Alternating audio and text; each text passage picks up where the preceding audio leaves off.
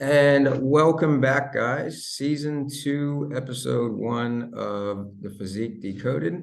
We are super excited today. We have our very first guest of season 2, who we've been trying to get this done for a while, but trust me, it's going to be worth the wait.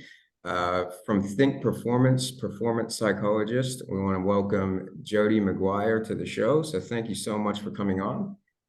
Rich, I am really excited to be joining you today. And yes, it has taken us a while to make this happen. So equally, I'm very excited to be chatting with you. We've got a lot of fun topics that we're going to cover today that I think are going to help a lot of people. So we can't wait to get into this. Before we get started, do you want to just sort of give a run of an overview over what performance psychology is and what your role is for an athlete? Yeah, for sure.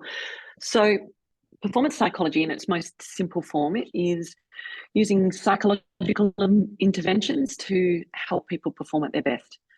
One of the areas I work is sport. So I use this performance psychology across sport, across business, across performing arts, dance, music, that kind of stuff, but also in daily life. People want to live a good life. So to some extent, it's also performance psychology in daily living. So when I talk about using psychological interventions and sports psychology concepts, we look at how the mind is working, how you're thinking, how you're putting your thoughts together, how you're evaluating things, how you're making decisions. So bringing the mind to performances and making sure that the mind is working at the same level the body, and you're working your craft as well. So the complete picture, the complete human, the complete athlete. So when we're looking at performance, this could be, again, coming back to business, this can, anything that we do to try to use your mindset to improve their physical skills or in whichever avenue. Your performance, daily performance, yeah. Absolutely. It's like what you do in coaching and training the body. If we go to work every day and we're fit and strong, we do better at our work because we're coping and we're fit and strong and we're moving, all of those kind of things. So it's genuinely bringing all of those pieces of the puzzle together to perform well. Absolutely. I love it. So this is going to be some fun topics we're going to dive into. Obviously, we're going to look a little bit more at sports performance today, just because the majority of our listeners are going to be coming from athletic and sporting backgrounds. First topic that I want to go through today, and a lot of these were actually chosen by our listeners who had these questions for you. So I think it's going to be quite no pressure. No pressure. That's right. First topic that I want to go through is managing self-doubt. So a lot of athletes a lot of listeners to this, a lot of athletes that we deal with, as I was stating to you earlier, it may not be a sport. We use bodybuilding, for example, to start with. It may be a sport where they only compete once every, 18 to 24 months. And, it's something where they put a lot of pressure on themselves, and self-doubt will always creep in, similar to something maybe like an Olympics or Commonwealth Games that comes around every few years, like you said. Can we go through that a little bit and talk about that, and hopefully break it down and get a little bit more of an understanding and potentially something that athletes could do to help improve this? This is a really good topic and a really important topic, particularly in that sporting performance space, because it probably presents in my office and in my work 75% of the time. So I think it's natural for us to be lacking in confidence or to doubt ourselves and our skills, and particularly in a world that we live in today where everything is so under the microscope and so focused on the best picture that we're presenting on Instagram and all of those kind of things. So our comparison, our ability to compare where we're at to highlight reels of others and success of others is really, really strong in the world we live in. And so if we're starting something new, or we've just failed at something or made a mistake, and I'm not afraid to use the word fail or mistakes or any of those kind of things because they're part of high performance, a big part of high performance. This is a really important piece of the performance picture. It doesn't just, it's a good point that you make with weekly athletes, in court sports, basketball, netball, football, those kind of things, where each week you get to review and almost correct weekly. So you're really focusing on that. So where there's performances that are annual, every 2 years, every 4 years, that sort of cycle, and you're performing for anywhere, you think about a 50-meter swim, anywhere from 30 seconds and under through to, an hour, and you're training for 4 years, it's very easy to put everything that you've been working towards and your whole identity into that 4 minutes or that 1 hour. So it's important to remember that, I guess, the self-doubt and that confidence piece is so much more than that, and it sits with you every day. So that's kind of a big picture. How do we work on our confidence? I think there's lots of pieces to this. There's no overnight fix. I was talking with a coach yesterday who said to me, the team's struggling a little bit with confidence. How do we fix that by the weekend?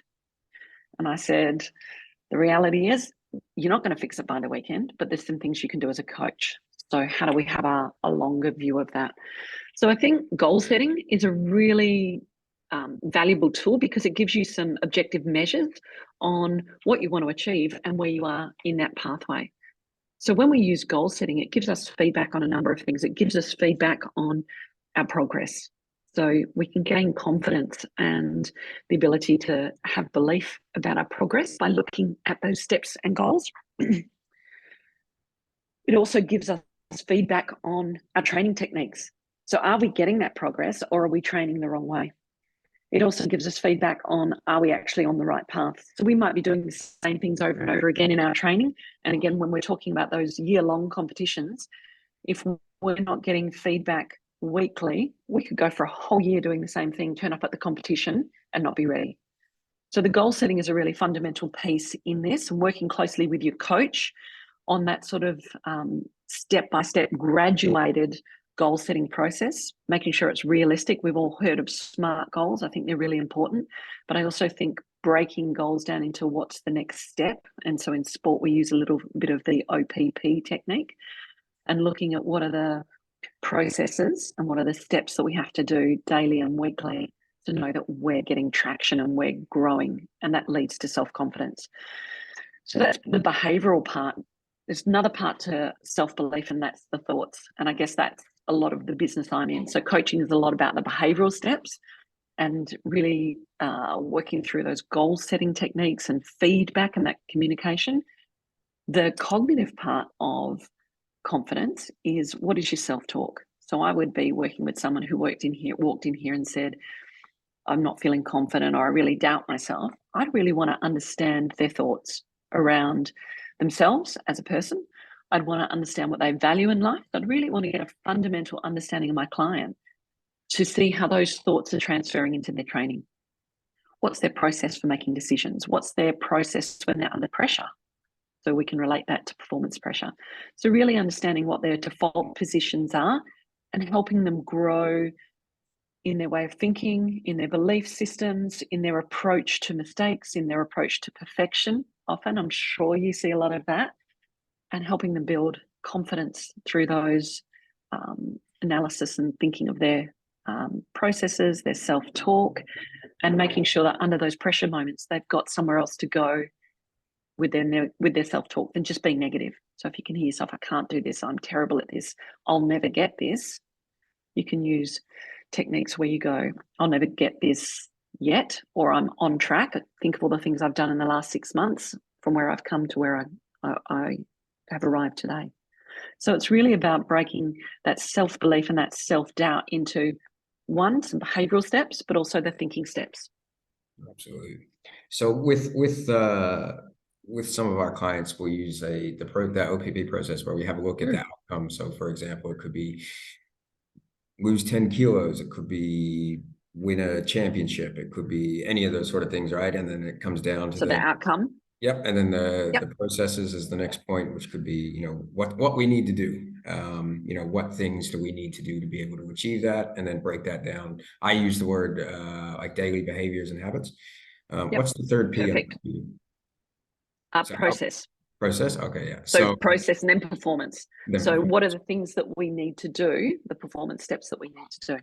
Right. Okay. Yeah. So then we'll do ours actually in a quite similar way, where we'll finish it with daily behaviors we'll work out what processes we have to do to get to the outcome, and then work out which daily behaviors and habits that we have to build to be able to make those processes as easy as possible. So, and that's really important that you talk about this. And I know you and I have spoken about this, and I've read a little bit of the stuff that you write. Is sometimes your clients will walk in and say, I want to lose 10 kilos, or I want to lift this, or I want to attend that competition. And that's their absolute focus. When, same for me, clients will walk in here saying, I want to attend the Olympics or Com Games or be a champion or be the MVP, those kind of things. Real outcome orientation, which is great because they've got something they're aspiring to and working towards. But often that's where their thinking stops.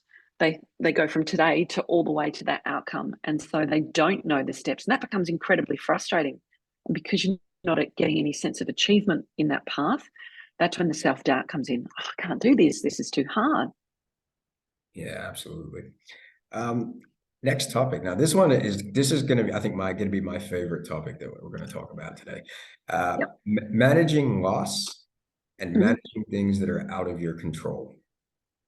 So this is a topic, and obviously, reverting back, as you said, losing is always going to be a part of sport.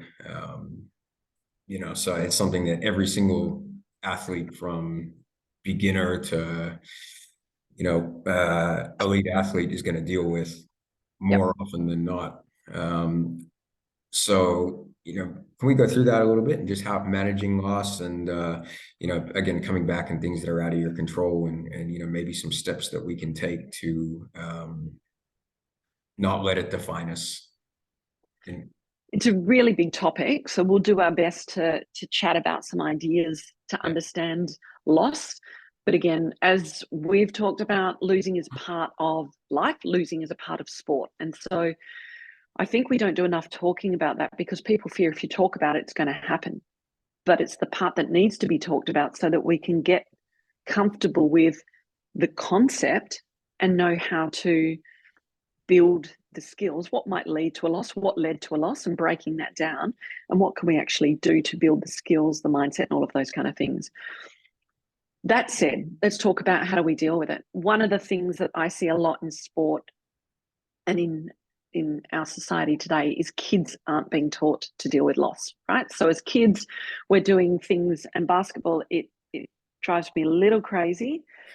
I get it, but it drives me a little crazy, the mercy rule. So we say to kids, when it gets tough, we're going to implement this mercy rule and we're going to take the pressure off you and bring you come back to halfway and defend from halfway. So I think it's 20 points or something like that. So if a team's down by 20 points, the mercy rule gets implemented.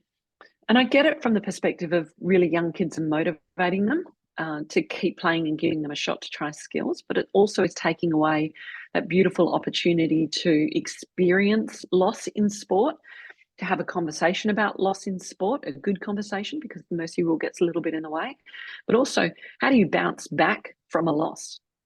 And how do you talk to kids about that loss will sit with you? And you've got a couple of things you can do with that. You can sit in that and make excuses and blame others and just avoid why that loss occurred, or you can come above the line and try some above the line behaviors and be accountable and responsible and solution focused and start again those processes and those steps. So what were the gaps in the performance? So we can play that victim mode with losses, or we can play victory mode. And if I'm honest, I think victim mode, you can be in victim mode for an hour, half an hour, depending on the magnitude of the game. If it's a really big, if we're talking about elite performance, there's a lot of things that go into preparing for those games that we lose. So we might sit with that for a couple of days. But at some point, we have to realize when that feeling and those thoughts are no longer helping us. And we want to turn that pain into learning and turn that pain into growth. So that post-trauma or post-loss growth. So how do we do that? And so we can start to break down, what was it that I could do better? How can I reflect on that game, that month, that year? What were the gaps? What was I afraid of? So from moving again from the gaps in the performance zone to the mind zone, what was I afraid of? What could I have mentally done better to help my performance? So did I fear and react badly to mistakes? Did I fear or react badly or not listen to feedback? Did I block feedback out? Did I fear trying and failing? And we'll find that they're three of the most common things that we see in a loss, where we link the loss to our personal identity rather than to the action of the sport. So we start to lose our self-esteem or our own, as we talked about before, we develop self-doubt and self-confidence because of a loss, because we really attach our sport and our performances to our identity. And I think that's another thing that I work really hard with athletes to understand, that their human identity sits here and the person that they are comes first, and we've got to take care of that. And then there's their sporting or athletic business performance identity here. And we can work with both those identities, and we understand that the sport is what we do for a job or for a living or for fun or for competition, but who we are as people stands first. And I think that's a really important piece of separating out the pain of loss from being able to cope as a human. Absolutely. And I think it, just to sort of add on to that as well, that I find it really interesting is in the world of social media now, often the posts or comments or, the comment section after sports games, it's almost as if the fans or other people sort of make it much worse than it actually is. And it gets a little bit, it's sometimes, like you said, coming back to that identity, it's that, not necessarily handling the loss, but then having it amplified by, Yep. more people making negative comments towards it or things like that, to a point where it's almost like other people start caring about that loss more than the actual athlete or the team, or which can make it a much more negative experience than it should be. Socials is a whole nother conversation, but there's a couple of things I want to pick up with socials that you talked about just there. I think when we lose and when we're in pain, it's very easy to jump onto socials and to jump into that negativity. If we're already in that kind of negative space, we're almost drawn to that because we're looking for a spark of hope, but we won't find it. Particularly, as we say, for elite teams, there's a lot of people that believe they can have input into the elite teams and things like that. So I think one of the things I always talk about with teams and with the athletes is their management of social media and what they do. And there's some athletes that manage it incredibly well. And in big competitions or in season, they might put filter words in there so certain things can't be put on their social media commenting. They turn off their commenting, or they actually come off social media altogether and just let it play out. So there's some people that really manage it incredibly well. But I think it's easy when we're feeling terrible to jump on there hoping we're going to see some kind of validation or some kind of support. But the reality is you're not going to get it on social media. So we have to do a better job of understanding that we still control our individual social media, and we're in control of it. So we can turn off commenting. If we want to put information out there for people and let them know what we're doing and how we're performing and give them some insight into our training programs and all of the work we're doing, do that, because I think that's really important and people love seeing that. But turn your comments off. You can put some information out there yourself, but turn your comments off. I don't understand. This kind of pushes a button in me, as you're probably noticing, but I don't understand why we feel we can't control our social media, because we are. At the moment, we're still in control of all of that. And we're almost inviting the madness and the chaos that social media can bring by not taking control back of it. So for all athletes, I'd strongly recommend that they, think about what they want from their social media. Why are they posting certain things? What is the motivation behind that? And what are the risks in posting that? Because we know how people respond on socials. Yeah, absolutely. And I think especially in the bodybuilding world, which you're seeing a lot more of in the last sort of 4 or 5 years now, is when, maybe because bodybuilding is obviously a subjective sport, it's not and a very aesthetic sport. Yeah, and it's not like whoever scored the most points wins the game, right? So it is subjective off what the judges think. So it is, again, opinion based, which makes it a little tougher. And then Yep. You'll get people potentially losing a sport coming online, and then using specific photos that make themselves look much better than other people, and complain about results of things. And so it's the really good point there that you touch on with that in terms of the bodybuilding as well, is just what are you trying to achieve out of some of the posts that you're doing, especially when it comes to managing loss. Yeah. And if you're sharing it because you're really proud of the work that you've done and you're proud of reaching a certain competition, irrespective of your result, I mean, you should be incredibly proud to turn up at those competitions. As you say, that takes 1 to 2 years worth of work. People forget that when they just look at the post. You know, they don't see the grind every day. They don't see the pain that your body goes through, that physical pain that you go through to turn up at those competitions and perform doing something you love. People don't see the emotional pain that you go through, the conversations that you have with your coaches, all of that kind of stuff, the sacrifices and choices, people use that word differently, to do their sport, right? They don't see that. All they see is those pictures, and depending on where they are with their sport, or depending where they are with themselves, is going to determine their comments, not the body of work you've done. So that's another reason why I think it's really important, because often people are projecting out their own thoughts or comments, not actually reflecting on the work that you've done, particularly if it's negative.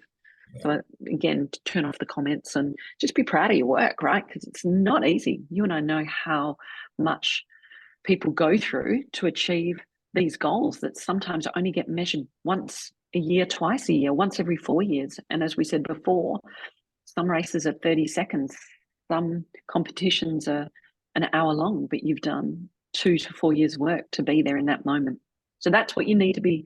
You need to, it's a cliche, but you really need to love, embrace, and set your goals around your processes and be really proud of the work that you're doing and understand why you're doing it. I think that's important too. Absolutely, 100%. Because I think when you have times of just potential distraction or distraction, you can always, when you know your why, you can always kind of bring it back to,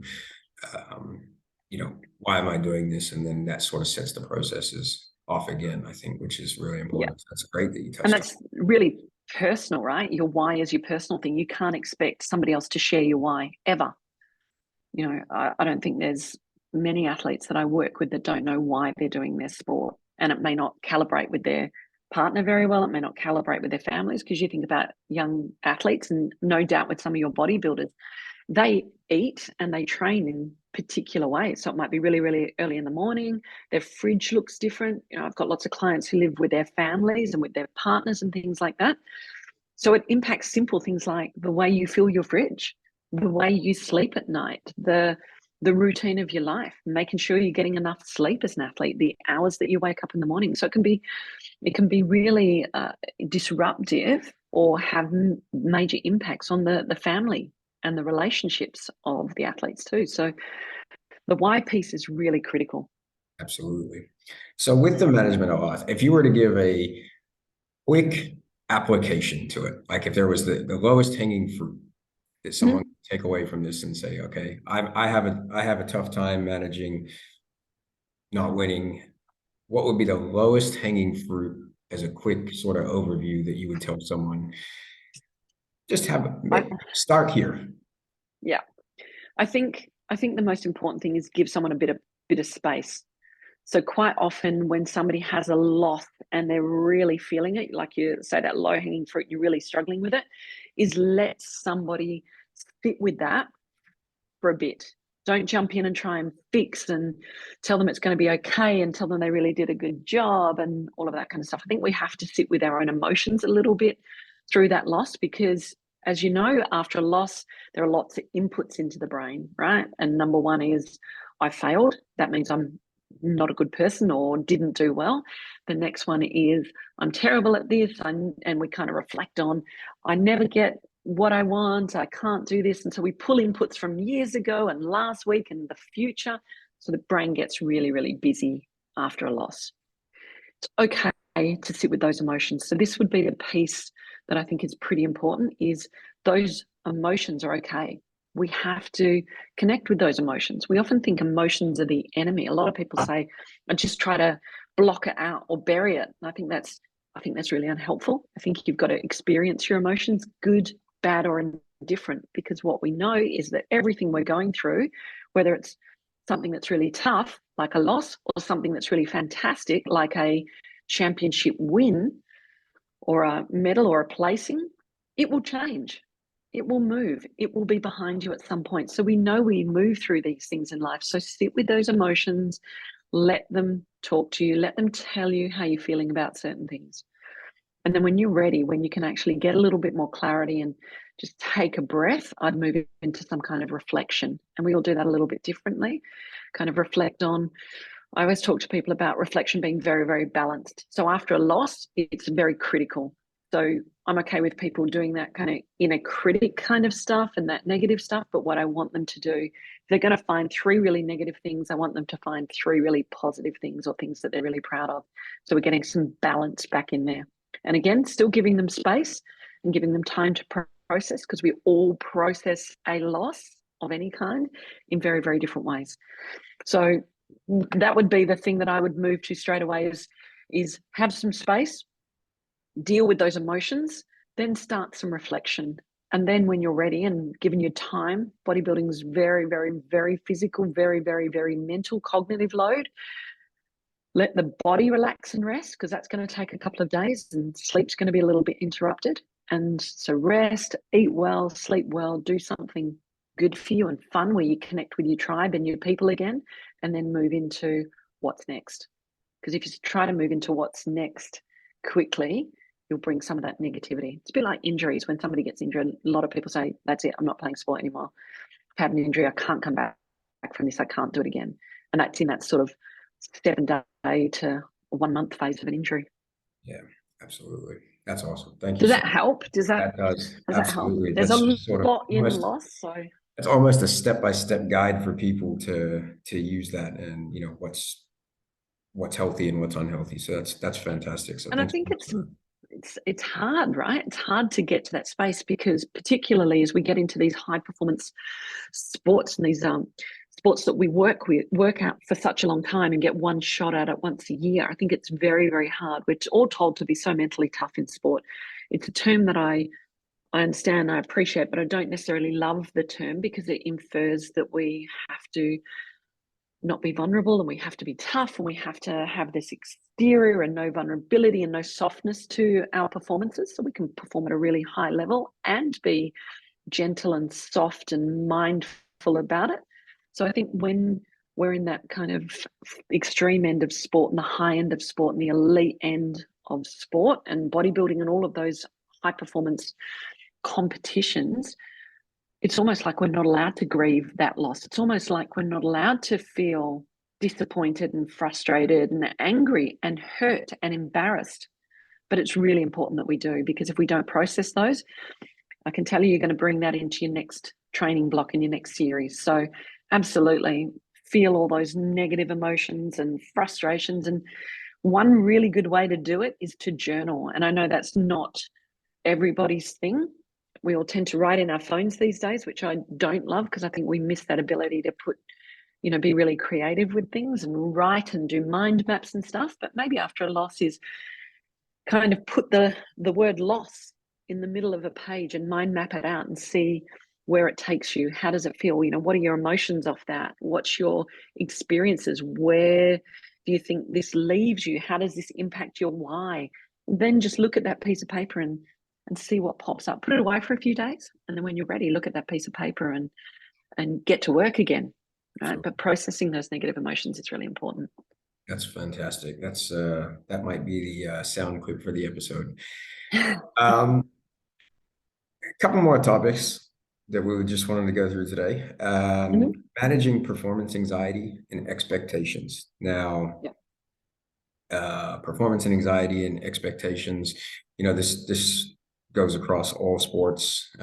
I see it in both bodybuilding and with basketball and football athletes.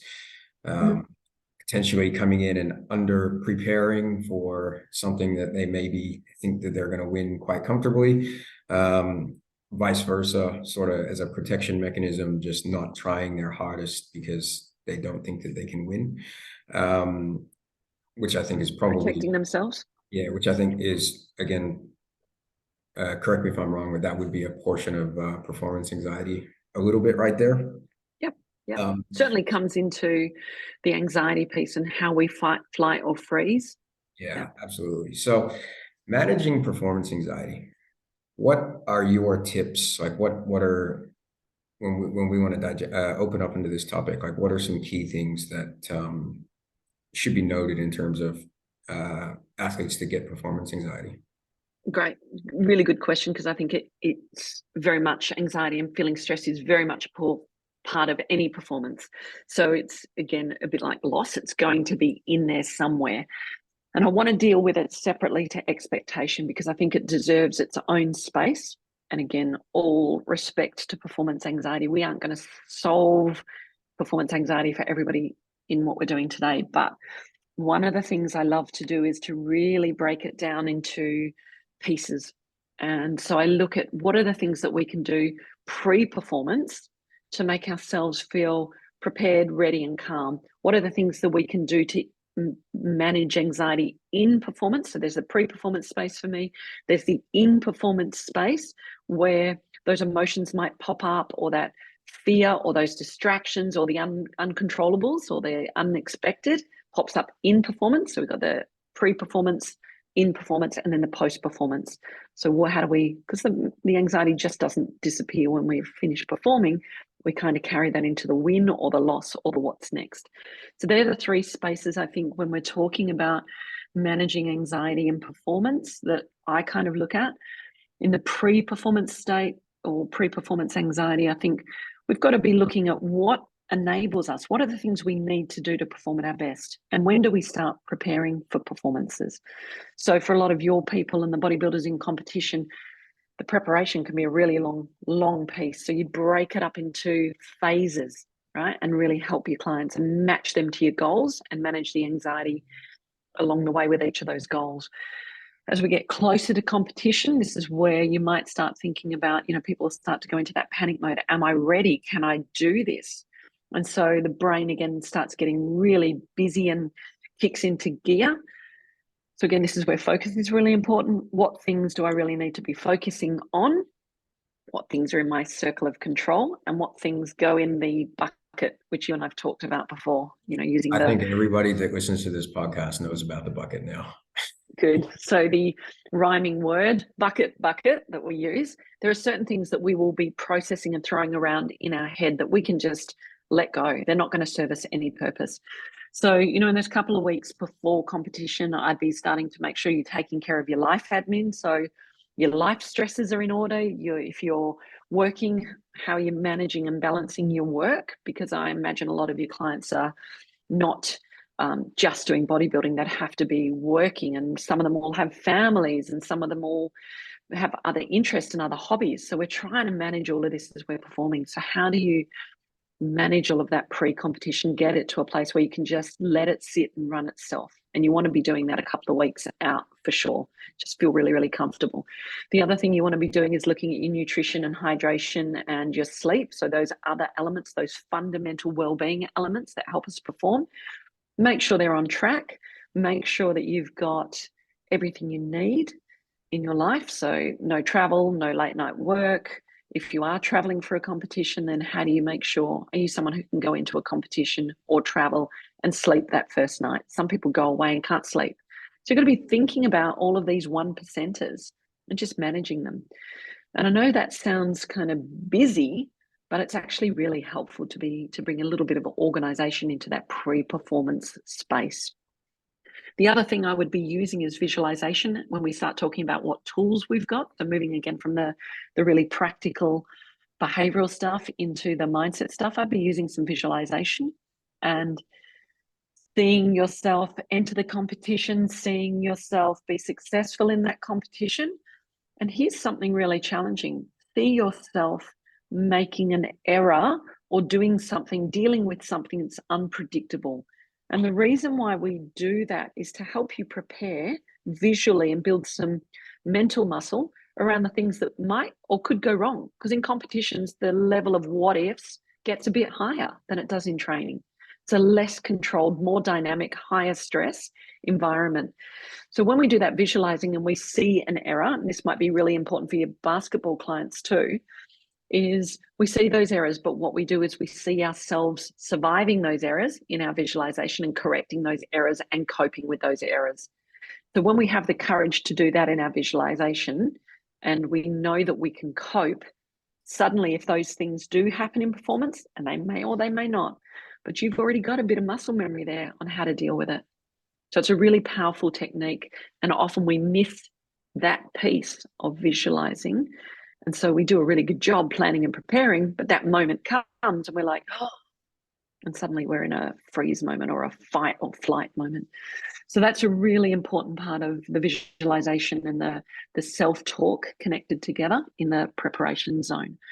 When we get into the performance zone, obviously we can't stand there in any of our performances, whether it's bodybuilding, whether it's a dynamic invasion type sport, fast-paced sport.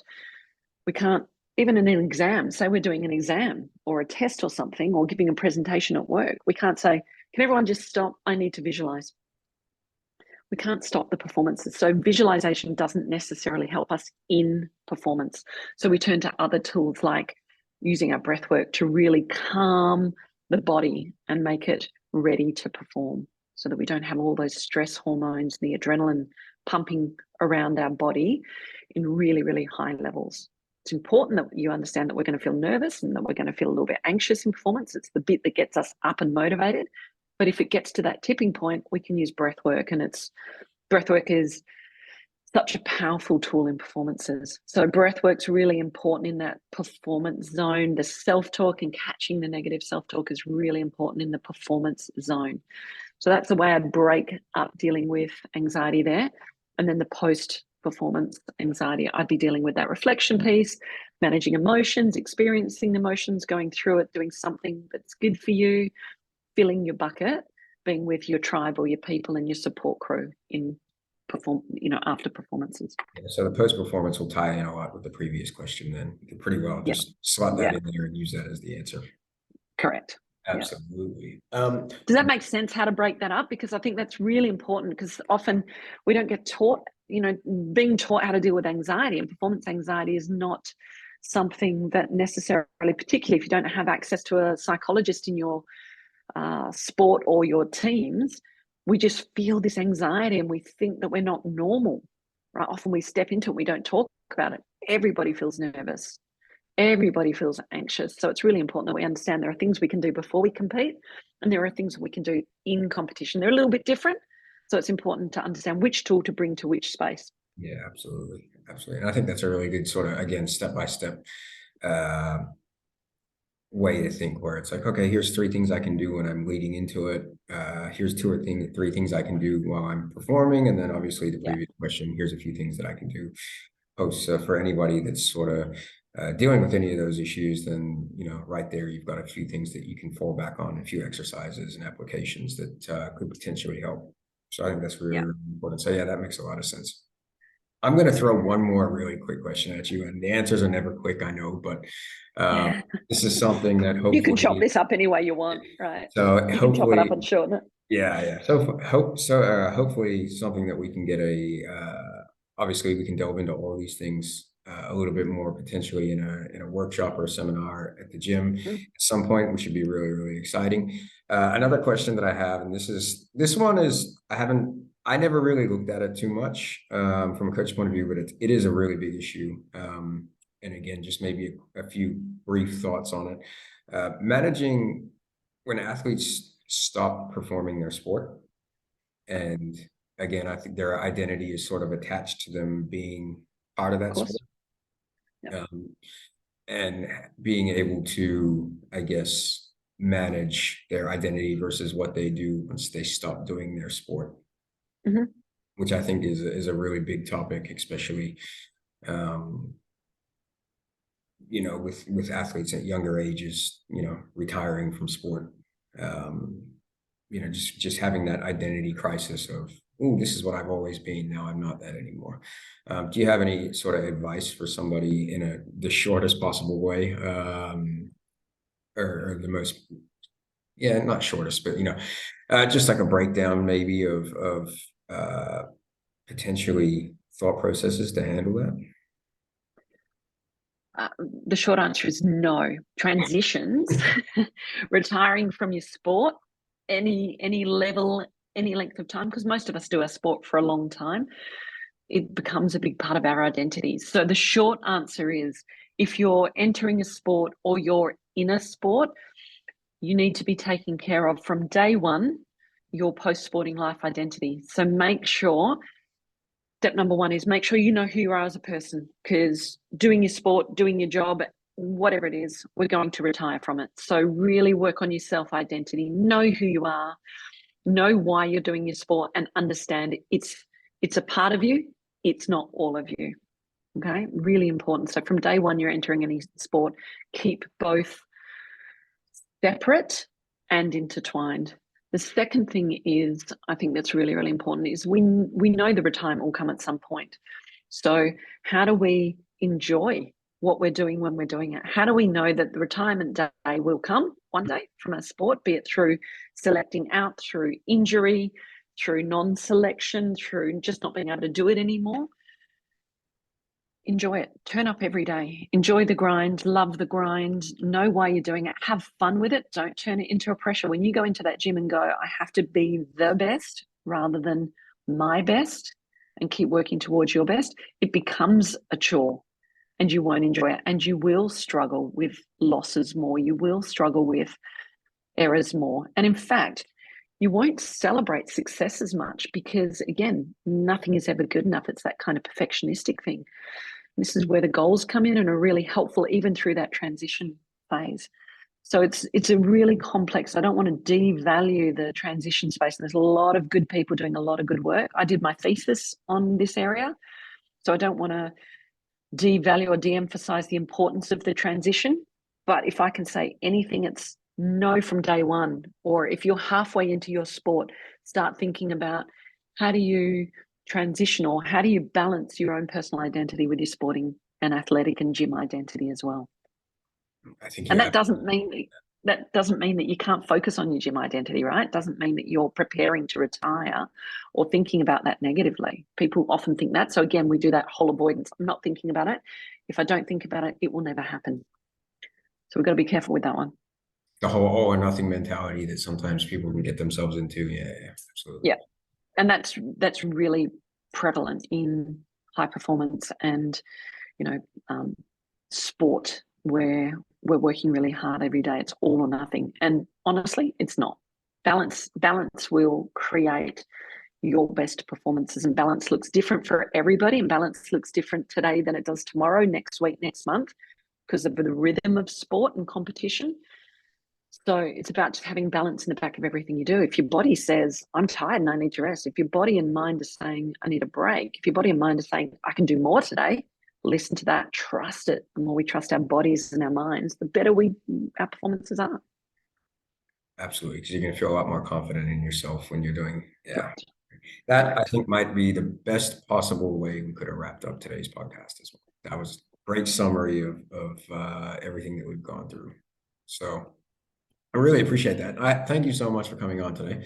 Thanks for having me. I'm sorry I couldn't give more punchy, short, sharp. No. You gave better. This was into much more detail than I thought we were going to be able to go into today. So that's going to be as long as we understand it's a process, just like everything else that athletes do in the gym, with our food and the lifestyles, the mind is the same. We can't walk into the gym, look at the weights, and suddenly we're strong. Same with the mind. We can't know it's there and let it work against us. We've got to build those mental muscles too. I mean, it would be nice if we could, but unfortunately, it doesn't Absolutely. work. Yeah. All right. Before we get going today, where can people find you?